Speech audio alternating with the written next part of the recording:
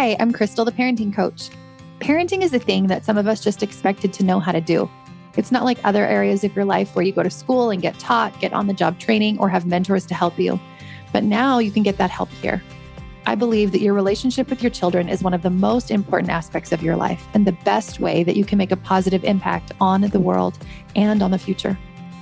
I've made parental relationships my life study, and I use life coaching tools, emotional wellness tools, and connection-based parenting to build amazing relationships between parents and their children.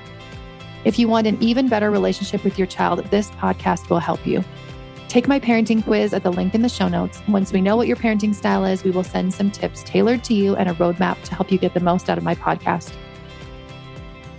Hello, everyone, and welcome to today's podcast episode. Thank you for reaching out and for sharing and for spreading this work, especially for those of you who have been sending me some really awesome messages about, can you do a podcast episode about this? Can you answer my question around this? I would love to hear more of this. This is really helping me to create episodes that help you because you're in the trenches, you're in parenting, you're wanting answers to specific things, and I can guide my podcast episodes directly to that. Because if you have a question, guaranteed a lot of other people have the same question. And that's what today's episode is all about. This is for my friend who reached out and said, hey, how do you teach your kids not to be entitled? Like, I'm worried that my kids might be entitled. Her kids are a little bit younger, so I'll give that kind of at the beginning. We'll talk about that as well throughout the episode. But what do we do to not raise entitled children? You might look around you in schools or maybe in your community or in your church groups and think, wow, there's a lot of entitlement going around. What can we do as a society, as a parent in our homes to change this?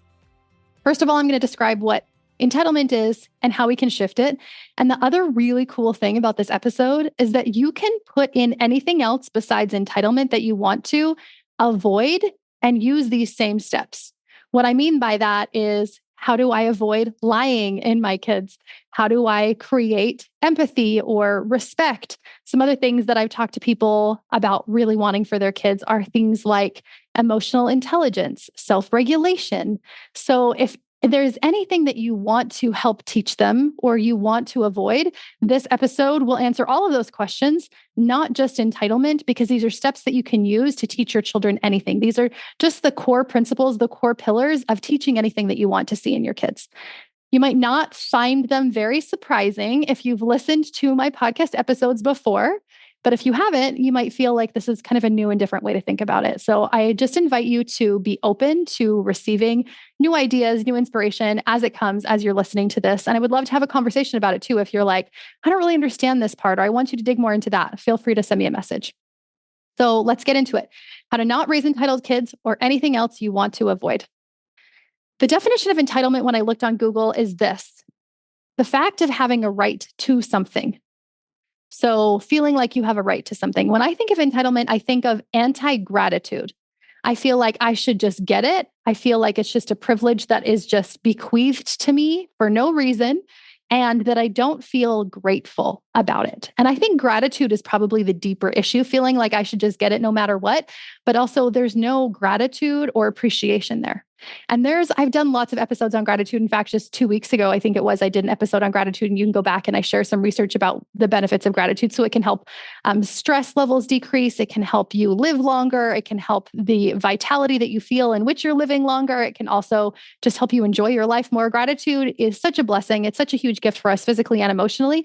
So of course we want to figure out, how can we teach this to our kids? We don't want to be raising these kids that are just like, I should be entitled to everything that I am given all of the time, and it should just be bequeathed to me. So that's what we're going to dig into today, is this idea of how can I teach gratitude, which is what we want to teach, and also all of these other kinds of skills that we want to be teaching as well, like emotional intelligence and self-regulation, empathy, respect, responsibility. You can add anything to that list. In fact, when I go to teach in schools, if I go to teach parent council, for instance, or parent nights, also, I am taking more speaking engagements this summer and this fall. So if that's something you're interested in having me come to your area, reach out at Crystal at coachcrystal.ca. Okay, back to your regular scheduled programming. As I was teaching in schools, I created this really cool PowerPoint presentation where it is like a choose your own adventure. So where in the beginning, I ask them, like, what are all the things that you are struggling with right now? What are things that you really want to instill in your kids before they leave your home? And then based on their answers, I have different ideas and different ways to go within the presentation. And it's a really fun presentation to give. But the purpose of that is that I kind of already know what people are going to say. I've done this so many times that I know the answers that people are going to give. And we all want the same sorts of things for our children. We're just not always sure, or at least super clear on how it is that we get there and what it is that we can do to teach them these skills. So you can add anything else to that list. In fact, you could take out a piece of paper and a pen and be like, okay, if my child was leaving the house tomorrow, let's fast forward till they're 18, 19, 20, whatever age that is for you. And I want you just to write down all of the things that you would hope that they would have learned in your home, skills that you hope to have them have. Also, I'm not all about your kids have to leave just because they're 18. I mean, we don't have to do rules and structures and the norm around here. They can stay for as long as they want. I tell my children that all of the time. Okay. So going back to entitlement, I'm going to use that as an example. I'm also going to use a lying example because this is an example that we had in our home. And I think it's a really good example too, because I think this is something that we want to avoid as well. Oftentimes people are like, how do I get my kids to stop lying or to be honest? So what we're really wanting to teach is things like gratitude and honesty. How do we teach that? I want you to just to think about it for a minute. Before I give you the answer, I want you to think, how would I teach those things? How would I teach those skills? Thinking back to how have I learned them? How did I learn them? How did that happen to me? Okay, just start opening your eyes up to what does teaching really look like? Because we so often think teaching means sitting down with like a pen and a paper and a teacher, and the teacher imparts all of this wisdom to you and you just soak it all in and then you learn. Right? That is what we teach. But discipline comes from the root word discipulus, which means a disciple of learning or a recipient of learning. And the learning actually comes from a parent-child relationship, a teacher-child relationship, whoever is doing the teaching. It comes from relationship first. And as that relationship grows, we want to become a disciple of, we want to become a recipient of what it is that they're imbuing, the knowledge that they're imbuing, because of how they're being. So the two parts I want to pull out from here is one, we're modeling the behavior that we want to see. And two, we're focusing more on connection and attachment and relationship than trying to like shove this knowledge down their throat. If we're trying to shove the knowledge down their throat, we're going to have a really bad energy about it. We're going to be like, we need to teach you this. We have this frantic, hustly energy about it, right? And it's not going to go well. They are not going to be a good recipient of that learning. Also, probably we don't have the best attachment or connection, at least in that one area of our parenting, if we're having kind of some negative energy behind it. So, number one thing I want you to ask is look at your connection. How is your connection with your child? Do you feel like you are fostering a relationship in which a secure attachment is there? A secure attachment being that they feel comfortable with you, they feel connected with you, they feel soothed by you. It doesn't mean that they're soothed immediately. My 7-year-old will not let me anywhere near her when she's feeling shame, when she's feeling a lot of anger, a lot of frustration. She won't let anybody talk to her. She won't let anybody soothe her until she has calmed down a little bit. And then she'll come back and then she'll reconnect and then we'll snuggle and then we'll hug. Sometimes we talk about it. Sometimes we don't. Sometimes we talk about it later. Sometimes we don't. But the idea is that she does feel connected to me. She does feel taken care of. Even when she's feeling those big emotions, underneath the surface, she probably does still feel like I'm there for her, even though she doesn't entirely access that in that moment. So you don't have to do this perfectly, for sure. I do not do it perfectly. And I think all of my children are pretty securely attached. So you don't have to do this perfectly for it to work. You don't have to be the perfect parent. In fact, we teach them through our imperfections because we model that also. So allow and welcome those mistakes to come because they will, because we're all human. And also that this modeling, they'll look towards us for the behavior in which they should act if they have that secure attachment. So the secure attachment comes first, that connection comes first. And I think we all kind of innately know when we don't listen to that self-doubt and that guilt and that shame brain that can sometimes come on is, do I have a good connection with this child? Think of each of your children. If you have one child, just think of them. What do I feel like our connection is like? Deep down, what do you feel like? Because above the surface, we're probably going to have like, oh, I don't really know. And we're going to have some doubts and worries and fears and anxieties. And I want you to let that all go for a minute. You can even just thought dump it out, write it all out, burn that piece of paper, rip it up, put it to the side, whatever you want to do. And then deep down, like, what do I really think about our connection and our attachment? Do I feel like we have a good relationship? Do I focus more on our relationship and our connection than I do on modifying their behaviors? This is exactly the answer to this question, right? I don't want them to be entitled. I want them to be grateful. I don't want them to lie. I want them to be honest. Are we so focused on that behavior that we lose the child, that we lose sight of how wonderful and amazing they are, that we lose sight of that connection and that relationship? No matter what it is that you want to teach them, this is number one. So take stock of, how is my relationship with each of these children? If you want some help and support in that area, if you're feeling like, okay, I feel pretty connected to this one, but maybe I'm struggling over here, or maybe I don't feel like my connection is so great. Maybe you feel like it is really awesome. That's great. You can go back to season 1. I have a lot of really good mindset and emotional tips that will help you support you in having a better relationship and a better connection with your child. There's ones around connection specifically. There's ones around shame-free parenting that you'll really love. If you're a person of faith, there's a faith-based parenting episode you'll really love. If you go to coachcrystal.ca/blog, and then you scroll down about halfway, you're going to see a little search bar, and you can just type a word like connection or attachment or shame-free, and then all of those episodes will come up. So feel free to go back to listen to that. I'm not going to focus so much on how do I create that secure attachment, but I'm just going to go forward believing that, okay, so we have the secure attachment created, we have this good connection created, now what? So the next step is role modeling the behavior. So I want you to write down whatever it is. Is it entitlement that the issue is? Is it lying that the issue is? Is it selfishness? Whatever you feel like the behavior is that you are really struggling with at the moment with whatever that child is, I'd like you to write that at the top of the piece of paper. The first step is going to always be to dump out all of our thoughts on the page, because we're probably going to have a lot of thoughts about it. So we're just going to clear our mind. We can clear our mind best when we can just dump out all of those thoughts. So dump out all of those thoughts. Don't judge yourself for having those thoughts or try to change them or anything. We're not going to do anything with them right now. We're just going to lay them out, and we're just going to set them to the side. When you've done that, you can pause the episode even, or you can do this later, come back again. And I invite you to ask yourself, how am I modeling this behavior?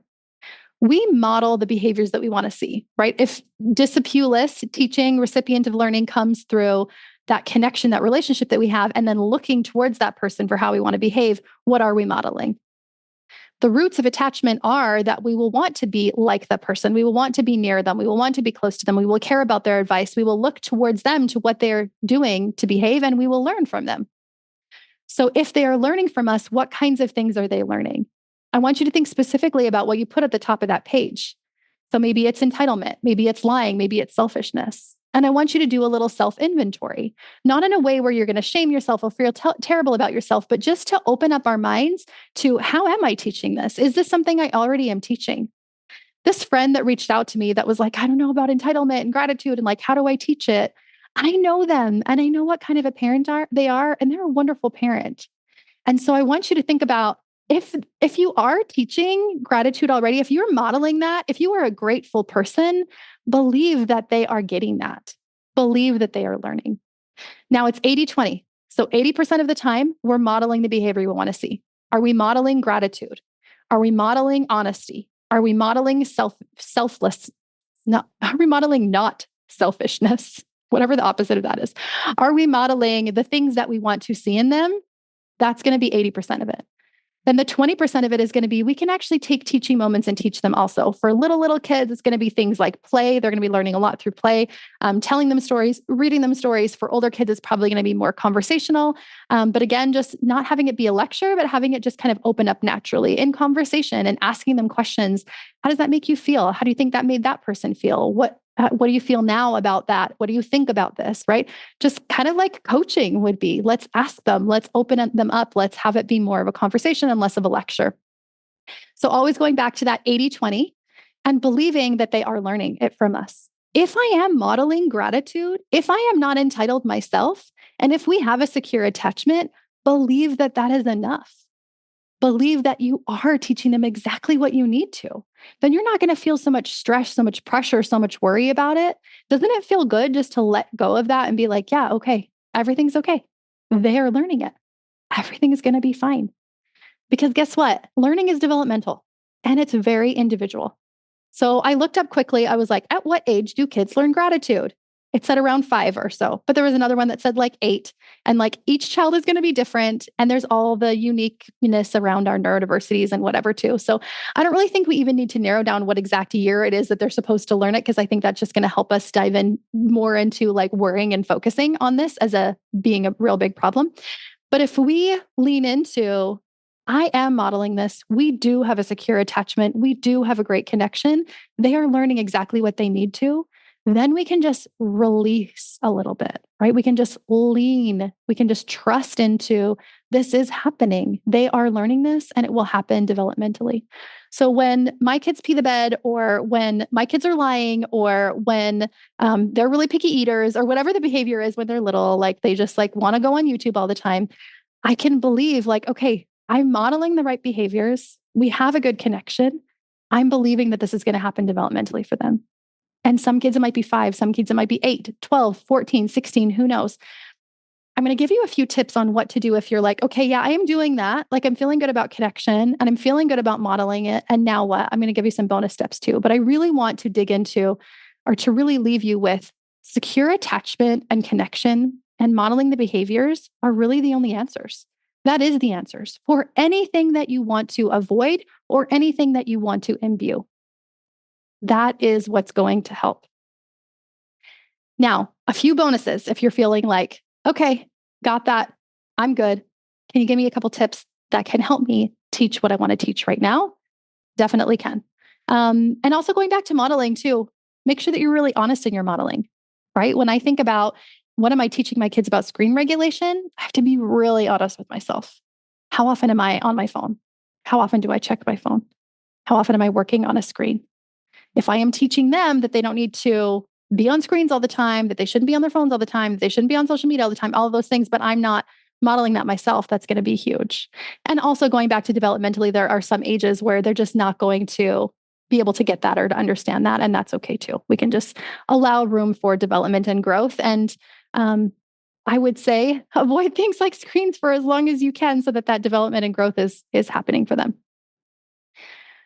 Okay. So we're believing that it's happening. We're allowing it to be developmental.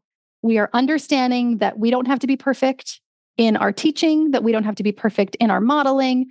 We're taking little teaching moments if we want to, but also understanding that most of it is just going to come from us modeling that behavior. So we don't need to worry about it so much. There's no pressure around it. Here's a couple of bonuses. If you're doing both of these already, these 2 tips will help you kind of use these 2 lenses. I'll call them parenting lenses. They're 2 lenses that have been really useful for me. Number 1 is the zoom out lens. The zoom out lens for me looks like, okay, wait, what's really important here? When I'm really focused on a behavior, I can zoom right in. It's like a microscope. It's like zooming me all the way in. I feel like the problem is right in front of me. I feel like it's huge. I feel like there's no answer. I feel like I have to solve it right now. If there's any amount of urgency or franticness or pressure around that, this lens is going to be really helpful for you, because it's really hard to intuitively find answers for us when we are feeling so close to the problem. So we can just zoom out to what's really important here. What's the most important thing here? Let's just zoom out. Is this even going to be a problem when they're 18? So when my kids wet the bed, for instance, and I'm just like, oh, it's happening over and over and over again. This is not changing. I've tried all the things. I've Googled all the things. I've tried all of those things. But I'm like, wait a second. Do I even, part of me, think this is going to be a problem when they're 18? Do I feel like they're going to be at university and I'm going to have to be solving this issue for them? And as soon as I think about that, I'm like, no, it's fine. It's developmental. They'll grow out of it. They'll figure it out. Their body and their brain will connect. It'll be fine. I'm going to give a little story about lying. Like I said, I was going to in the beginning. So I want you to think about this story because it's so funny. And I'm sure you're going to have similar stories to this too. But our child recently, he's 10 now. We were talking about, do you remember when? So do you remember when we lived in this house? And do you remember when this happened? And we were kind of talking about these stories, and we were going back to like 5 years ago. And he brought up these times when he was like, I remember in the middle of the night waking up and like sneaking to like watch YouTube or play video games in the middle of the night. And he like was not lying about this now. Like he's like, this really happened. He described it very in detail. I knew that was actually happening. And he also went back to like, I used to lie a lot too. And he remembered that he used to lie a lot. And I asked him like, what changed for you? this is so fascinating to me too, that he can remember all of this. Like he was like 5 and remembering that he used to lie when he was 5. We didn't know about the video games in the middle of the night, and we did not know about the lying. So part of it is the zooming out. It's so easy to see from this forward perspective, but talking to him about it now, I said like, so what changed for you? And he said, I remember that his older brother is 14 now, and got really into lie detecting. He started watching YouTube videos about it. He wrote a whole like essay on lie detecting. He got a little lie detector. He just loved it. And this little 10-year-old who at the time was 5 or 6 thought, oh, shoot, now everybody's going to know when I'm lying, so I can't lie anymore. So then he stopped lying. And it's so interesting to me now, because if I had known about it back then, I would have been that zoomed in microscope. I would have been like, oh my goodness, he's lying. This is a big deal. What is happening? We need to change this. It would have felt like a really big deal. I would have felt a lot of pressure about it. But now that it's gone, like we don't have video games in our home anymore, and he's older and more regulated, and lying is not an issue that we deal with anymore. It doesn't seem like such an issue. And I thought about that in the issues that we're currently facing with each of our children. And then my husband was like, I wonder if we could zoom out there too. Like, what if we could zoom into the next year, 2 years, 5 years, 10 years, and see ourselves now? Would we feel so much pressure in this thing that we feel like is a problem, that we talk about a lot, that we try to solve a lot, right? Or would we be like, oh, wait, it's not that big of a deal. It's actually not that big of a problem, right? We can use this zoom out lens to zoom out a year, 5 years, 10 years, and understand that development happens individually, it happens uniquely. And a lot of these things really aren't going to be issues when we think about them in the future. So think about that for you. How can I use this zoom out lens? If I have a good, secure attachment, if I'm modeling that behavior and believing that that change is going to happen, that they're going to learn those things, how can I in this moment zoom out so the problem doesn't feel so up close and right in front of my face? How can I make it seem a little bit farther? Number 2, the other lens is the compassionate lens. So compassion is the energy that I love to parent from. It is really difficult for me to get to when I'm feeling heavy frustration. I'll actually put a link in the show notes about how to move frustration through your body in 15 minutes or less, because I created a little video, audio, meditation kind of process for that will really be helpful for you. But I love to get to compassion. I can struggle to get to compassion. Sometimes I have to do some thought work. Sometimes I have to meditate. Sometimes I have to process that emotion for a while before I can get to compassion. But if I'm feeling compassion, and if I'm feeling connected, and if I'm feeling confident, then I ask myself something like, what's going on behind this behavior?